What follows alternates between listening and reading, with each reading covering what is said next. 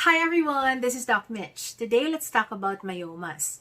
Now, ano ba ang leiomyoma or fibroids na sinasabi? Now, what is a myoma? A myoma is actually a non-cancerous growth in the uterus or yung bahay bata. Technically speaking, myomas are basically localized growth or thickening of the muscle layer of the uterus. So, ganito, okay? So, okay, for you to be able to imagine it well, just imagine the uterus as an avocado. Kasi, basically, parang ganito yung itsura ng ating matres. I open the avocado, and then I remove the seed because you're not naman pregnant. So your uterus looks like. There's a covering. There's yung laman ng avocado is actually the muscle layer of the uterus. This is actually an empty cavity there. So that's the endometrial area, okay, and this may actually represent the cervical canal that actually is connected to the cervical opening.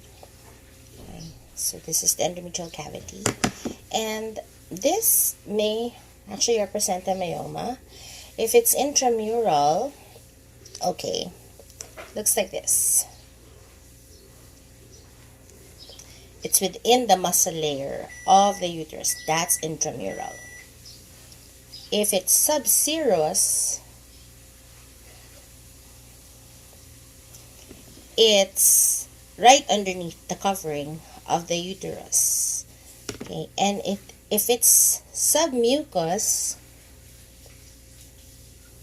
it's actually protruding in the endometrial canal, like so.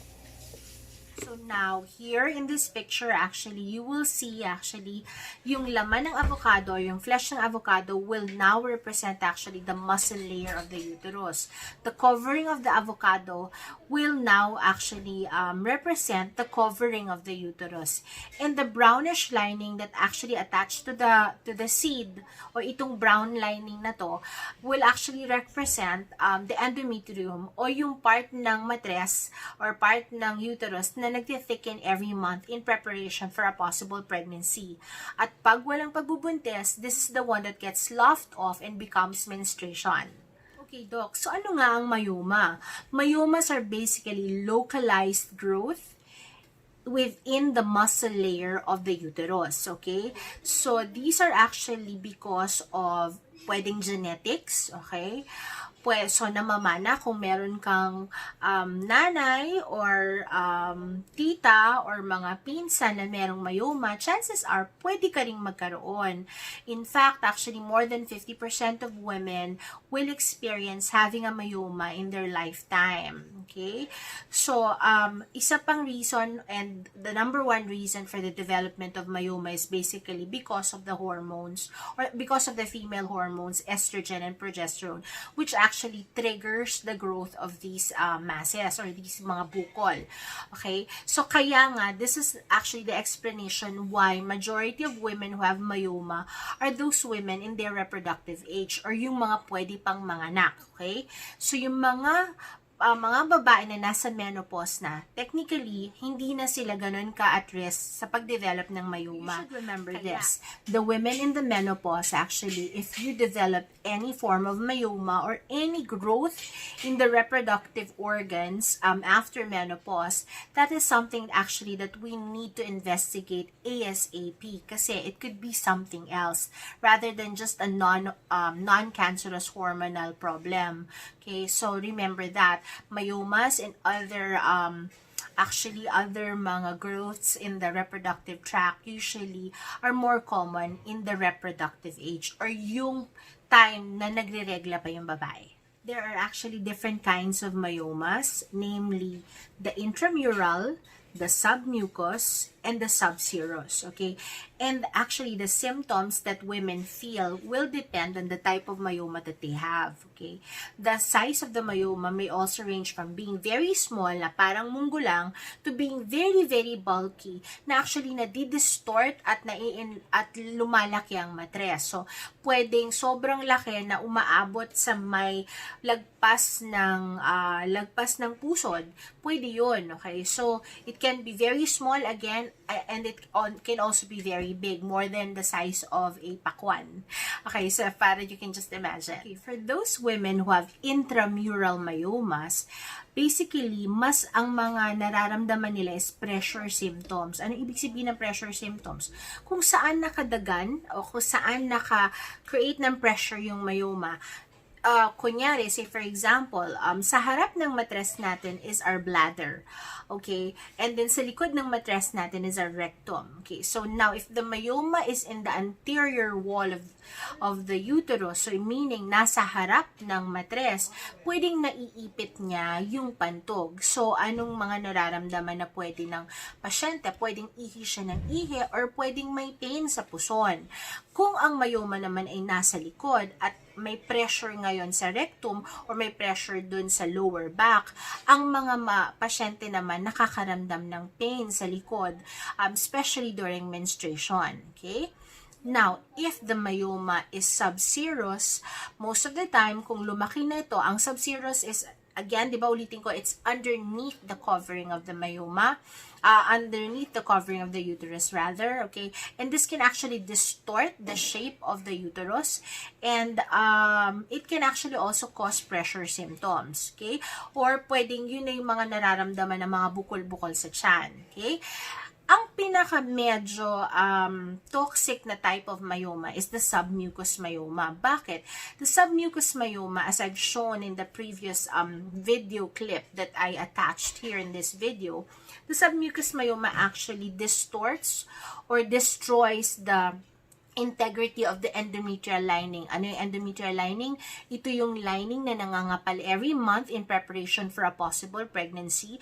At ito din, pag walang pregnancy, ito din ang lumalabas at nasa slough off being as menstruation. Okay? So, if the integrity of this endometrial lining is destroyed, what happens is patients bleed profusely. So, pwedeng erratic ang bleeding, tuloy-tuloy ang bleeding, or napakalakas ng menses, or prolonged ang menses.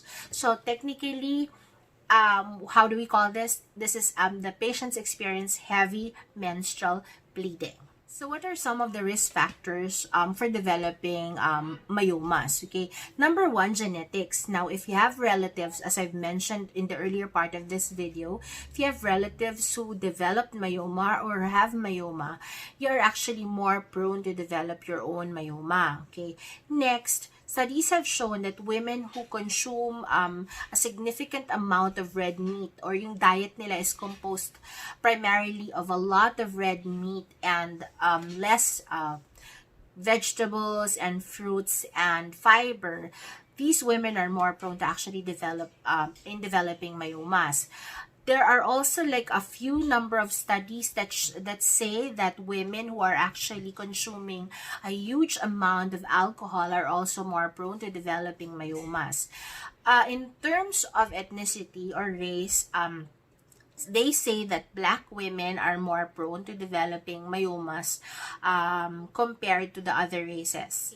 So now, how do you know if you have a myoma? Okay, unfortunately, not everyone actually knows that they have a myoma. Most of the time, incidental finding to unless na symptomatic ka talaga, meaning may profuse vaginal bleeding ka or meron kang pressure symptom na nararamdaman. Okay? And minsan, incidental finding lang talaga to pag pa-check up mo sa doktor mo or when you go to your OBGYN for another reason and then your doctor requests for an ultrasound and then wala, merong myomang makikita. But regardless of whether you feel something or it was just an incidental finding, okay, how do we diagnose a myoma? Number one is ultrasound, of course. Okay, so usually transvaginal ultrasound for those who are sexually active, and if you're not sexually active, you can actually have a transrectal ultrasound. At pag medyo malaki na yung myoma, siguro mas maganda kung trans-abdominal ultrasound na. Now, sometimes you also request for an MRI in order for us to identify more yung what do you call this, yung type of myoma and the exact location, because the MRI can actually give us a detailed picture of whatever is going on inside. Okay, there are other things that we can actually do, like the HSSG or the hysterosalpingogram, wherein we can actually identify a submucous myoma. So these are all ultrasound procedures actually that your doctor will request depending on your symptoms and manifestations. Ang pinaka-importante is that you see your doctor when you're feeling something already, when your bleeding is not your usual, kung medyo malakas siya, medyo madami siya, okay, at medyo mas mahaba siya than usual.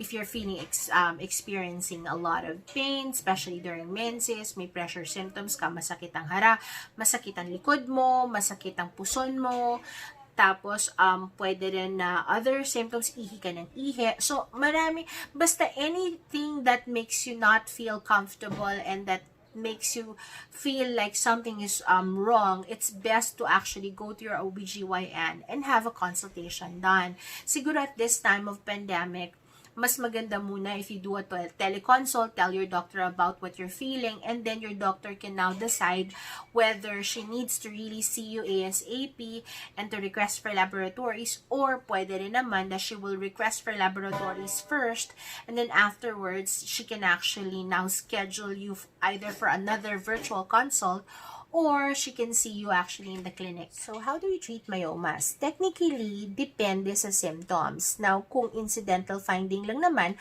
at hindi naman ganun kalaki ang myoma, we can actually just do serial ultrasound to observe the growth of the myoma. Now, kung wala namang significant growth, then we don't have to really do anything. Or, kung wala namang symptoms na nararamdaman, also, pwede rin namang observation lang talaga in serial ultrasound. However, it's a different story kung marami ka nang nararamdaman. Now, depending again on your symptoms talaga ang treatment. Now, if you're single and you're desirous of pregnancy, of course, as much as possible, the procedures that we need to do and the treatment that we need to give you will have to be fertility sparing, meaning it will not compromise your chances of getting pregnant, okay? So, maraming options.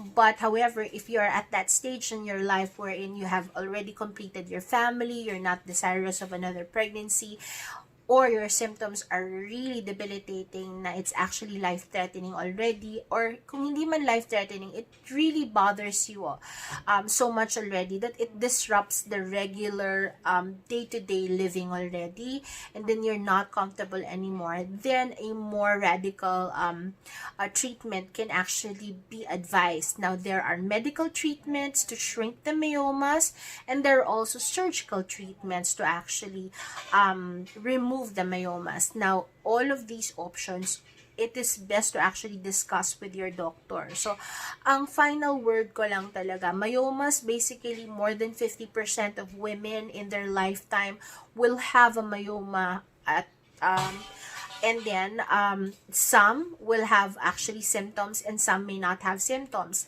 The very important thing is once you're in the reproductive age, it's very important that you at least see your doctor yearly. Okay, at this time of pandemic, kahit teleconsult, mas maganda if you update your doctor, and then you know your body, know how you know how it works. Alam mo yung character ng menses mo, alam mo yung shape ng katawan mo, alam mo yung feeling. So now, anytime that you feel uncomfortable or you start feeling symptoms, you start bleeding more, you start actually having more pains, and you feel discomfort, and there are a lot of other things that you're feeling that's not making you feel good, then it's best to actually see your doctor. And then in terms of treatment options, it will be best na talagang again to discuss with your doctor kasi it's going to be a case-to-case basis. So, depende sa status mo, sa kaso mo, depende sa manifestations mo, at depende actually sa type of myomas na meron ka. And then, you and your doctor can actually decide on the best treatment option that will work for you and that will make you happiest, okay? Okay, so with that, I hope this was very informative and helpful. I will be posting more videos in the future about female reproductive health. And so thanks for watching. God bless you and stay safe always. Bye-bye.